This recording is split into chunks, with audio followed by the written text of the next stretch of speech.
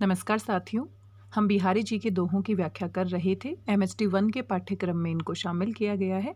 MST 1 में अनेक दोहों को शामिल किया गया है, लेकिन हम केवल उन्हीं दोहों की व्याख्या कर रहे हैं जो परीक्षा में व्याख्या के लिए पूछे जाते हैं। यहाँ पर हम 2 दोहों की व्याख्या करने वाले हैं। अगर हम कुल दोहों की बात करें जो व्याख्या के लिए पूछे जाते हैं, तो केवल 17 दोहे ऐसे हैं जो आपके व्याख्या के लिए पूछे जाते हैं।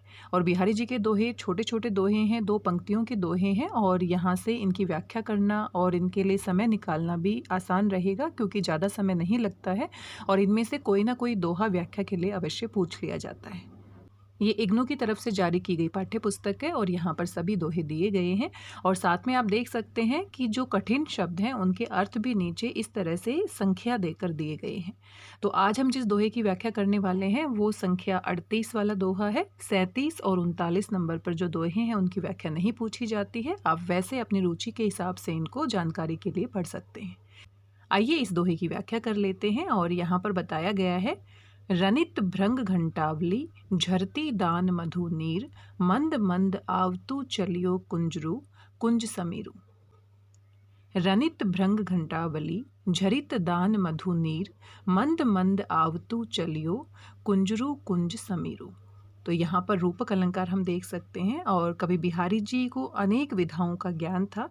कवि बिहारी जी बहुमुखी प्रतिभा के धनी थे। उन्हें अनेक कलाओं का ज्ञान था और उनका जो ज्ञान था वो कहीं ना कहीं उनके दोहों में किसी न किसी रूप में हमारे सामने आ ही जाता है।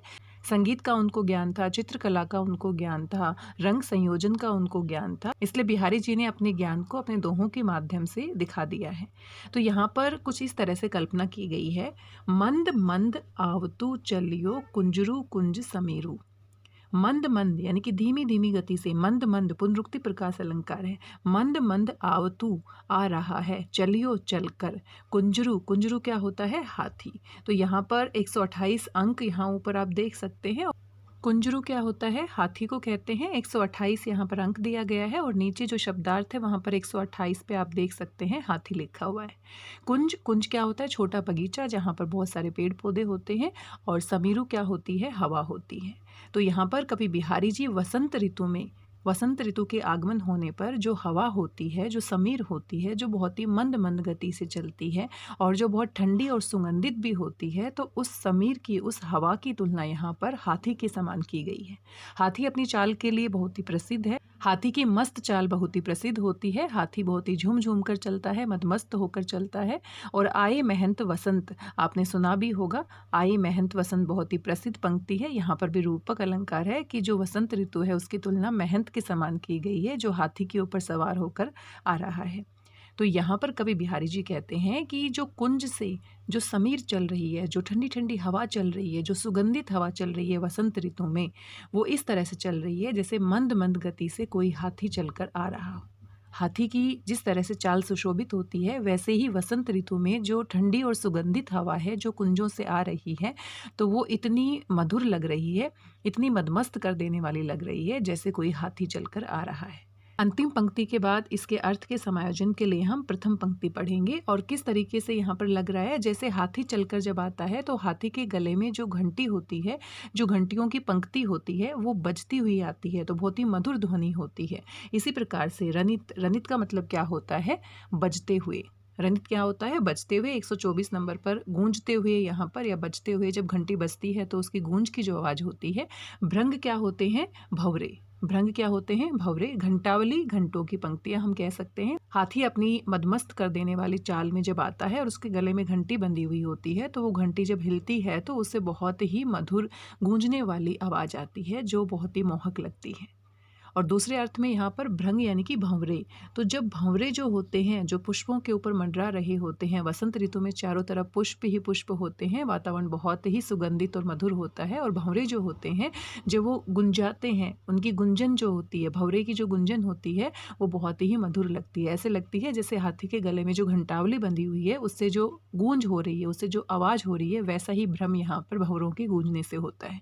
तो यहाँ पर रूपक अलंकार की छटा हम देख सकते हैं। कुछ यहाँ पर प्रस्तुत चीजें हैं और उसकी तुलना अप्रस्तुत के साथ की गई है। झरित का अर्थ होता है झड़ना या टपकना हम कह सकते हैं, गिरना हम कह सकते हैं।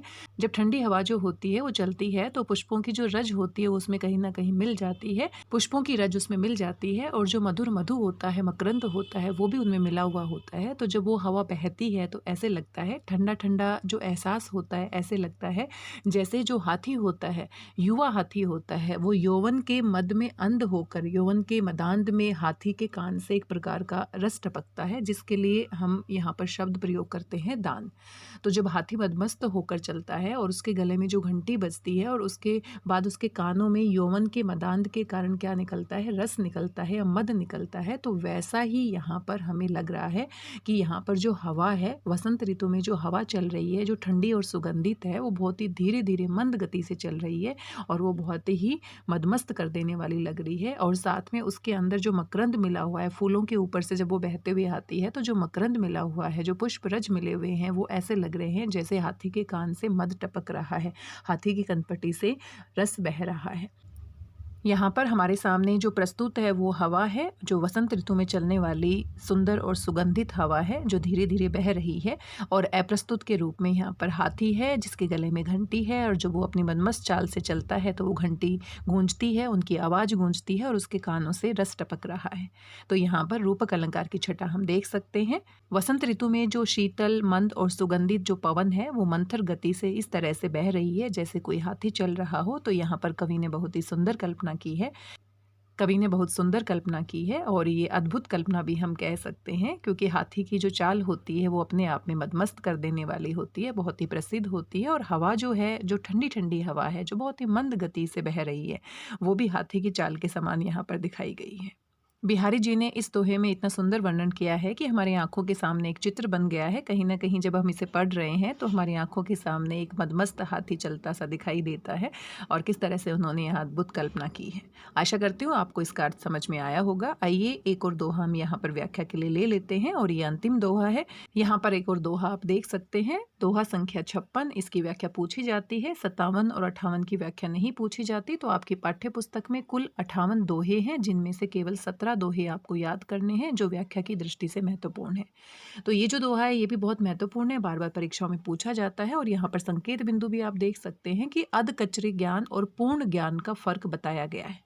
आपने सुना भी होगा कि अधजल गगरी छलकत जाए। जो अधूरा ज्ञान होता है वो ज़्यादा खतरनाक होता है, उससे हमें कहीं पर भी सम्मान प्राप्त नहीं होता, कहीं पर भी सफलता प्राप्त नहीं होती। तो बिहारी जी अपनी बुद्धि से किस तरह से यहाँ पर कल्पना करते हैं, तो बिहारी जी यहाँ पर किस प्रकार से हमें समझाने का प्रयास कर रहे हैं कि कुछ बातें ऐसी होती है जिसमें पूरी तरह से लीन होना पड़ता है, अनुरक्त होना पड़ता है, डूबना पड़ता है, तभी हम उनका आनंद प्राप्त कर सकते हैं। अगर आधा अधूरा ज्ञान प्राप्त करेंगे, अगर आधे अधूरे मन से हम उनको सीखेंगे या उनमें हम अनुरक्त होंगे तो हमें सफलता प्राप्त नहीं होगी। अगर आधे अधूरे मन से हम कोई भी चीज़ करते हैं तो हमें सफलता प्राप्त नहीं होती। कवि बिहारी जी कहते हैं, तंत्री नाद कबित रस सरस राग रति रंग अन बढ़े बूढ़े तरे जे बूढ़े सब अंग। तंत्री नाद, तंत्री क्या होता है, जो वीणा होती है, वीणा या वाद्य यंत्रों को जो बजाया जाता है तो जो नाद, जो उसमें मधुर ध्वनि निकलती है, उसकी बात की गई है। कवित, जो कविता होती है उसमें जो रस होता है, कविता का जो आनंद होता है रस में होता है।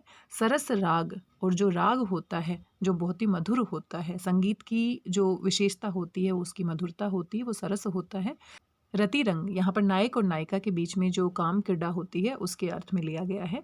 इन सभी में किसकी आवश्यकता होती है, इन सभी में पूरी तरह से लीन होने की आवश्यकता होती है, अनुरक्त होने की आवश्यकता होती है, पूरी तरह से डूब जाने की आवश्यकता होती है। अन बढ़े बूढ़े, जो इनमें पूरी तरह से नहीं डूब पाता है, बूढ़े, बूढ़े यानी कि वो सफल नहीं हो पाता है। जो इन सभी में पूरी तरह से मग्न नहीं होता है, लीन नहीं होता है, डूबता नहीं है, इनका ज्ञान पूरी तरह से प्राप्त नहीं करता है, बूढ़े। बूढ़े वो क्या हो जाता है, उसका जीवन निरर्थक हो जाता है, उनका जीवन निरर्थक हो जाता है। तरे जे, और वे लोग तर जाते हैं, पार उतर जाते हैं, उनको सफलता प्राप्त हो जाती है। बूढ़े सब अंग, जिनके सब अंग पूरी तरह से डूब जाते हैं, यानी कि वो पूरी तरह से इनमें लीन हो जाते हैं, मग्न हो जाते हैं, पूरी तल्लीनता के साथ इनमें कार्य करते हैं। तो इस तरीके से यहाँ पर ये नीतिपरक दोहा है। यहाँ पर हमें बताया गया है कि जो भी कार्य हम करते हैं तो उसमें पूरी तरह से लीन होने की आवश्यकता है, पूरी शिद्दत के साथ उनको पूरा करने की आवश्यकता है, तभी हम उनके आनंद को प्राप्त कर सकते हैं। चाहे वो तंत्री नाद है, चाहे वो कवित्त रस है, चाहे वो सरस राग है, चाहे रति रंग है, अगर इनमें पूरी तरह से पूरे मन से हम इनमें लीन नहीं होते हैं, इनको नहीं सीखते हैं या इनमें समर्पण नहीं करते हैं, तो हम बूढ़े यानी कि हमें सफलता प्राप्त नहीं होती, हमारा जीवन निरर्थक हो जाता है, हम कहीं ना कहीं भटक जाते हैं। और तरे जी और वे लोग पूरी तरह से पार उतर जाते हैं जो इनमें बूढ़े सब अंग, जिनके सब अंग पूरी तरह से वो लीन हो जाते हैं, तल्लीन हो जाते हैं, मगन हो जाते हैं, तो वो सफलता प्राप्त करते हैं, उनका जीवन सार्थक हो जाता है और वे इस भवसागर से, इस संसार से पार पा जाते हैं, उनको मुक्ति प्राप्त हो जाती है। यहाँ पर विरोधाभास अलंकार हम देख सकते हैं और कवि बिहारी जी ने 2 ही पंक्तियों में एक जीवन का सार बता दिया है। और वैसे भी अगर हम विद्यार्थी जीवन की बात करें तो विद्यार्थी जीवन में जो बच्चा पूरी तरह से, जो विद्यार्थी पूरी तरह से अपने ज्ञान प्राप्ति की यात्रा में लीन हो जाता है, तल्लीन हो जाता है, पूरी तरह से पुस्तकों के ज्ञान में डूब जाता है या सच्चे ज्ञान की प्राप्ति में डूब जाता है, वह अवश्य सफल होता है। ऐसा हो ही नहीं सकता जो इतनी पढ़ाई करे, पूरी तरह से मन से लीन होकर पढ़ाई करे, उसको सफलता ना मिले। और वैसे भी इस पूरे संसार में अगर कोई भी कार्य हम तल्लीनता के साथ करते हैं, अपना 200% उसमें देते हैं, तो हमें सफलता ना मिले, ऐसा हो ही नहीं सकता। बिहारी जी का नीतिपरक दोहा है और बहुत सारे उदाहरणों के माध्यम से उन्होंने स्पष्ट कर दिया है कि जो पूरी तरह से डूब जाता है वही पार उतर पाता है। और आपने सुना भी होगा, गालिब जी का शेर है, शायद एक बहुत ही प्रसिद्ध शेर है, ये इश्क नहीं आसा बस इतना समझ लीजिए, ये इश्क नहीं आसा बस इतना समझ लीजिए, एक आग का दरिया है और डूब के जाना है। तो यहाँ पर इश्क की बात नहीं है, इश्क किसी से भी हो सकता है, व्यक्ति से भी हो सकता है, सफलता से भी हो सकता है, अपने लक्ष्य से भी हो सकता है, किसी भी कला को सीखने से हो सकता है। और उसमें पूरी तरह से डूबना यानी कि पूरी तरह से समर्पण करना, पूरा मन लगाकर अगर हम याद करते हैं तो ही हम पार उतर पाते हैं, तो ही हम सफल हो पाते हैं। यहाँ पर 2 दोहे दिए गए थे जिनकी आज हमने व्याख्या की है। बहुत ही आसान है, एक बार आप पढ़ लेते हैं तो आसानी से इनकी व्याख्या समझ जाते हैं। और जब आप इनकी व्याख्या लिखते हैं तो आपको प्रसंग भी लिखना होता है, आपको इसकी व्याख्या के बाद विशेष भी लिखना होता है, पूरा एक तरीके से आपको व्याख्या करनी होती है, तभी आपको पूरे अंक प्राप्त होते हैं।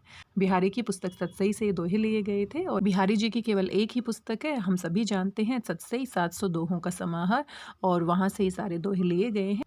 MHT 1 के पाठ्यक्रम में कुल 58 दोहे शामिल किए गए हैं, लेकिन 17 दोहे व्याख्या के लिए पूछे जाते हैं, बाकी हम अपनी रुचि के हिसाब से जानकारी के लिए पढ़ सकते हैं।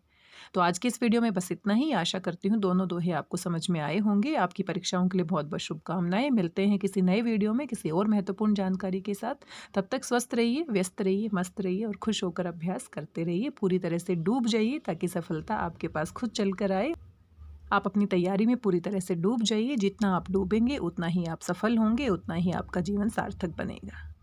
धन्यवाद, बहुत बहुत धन्यवाद।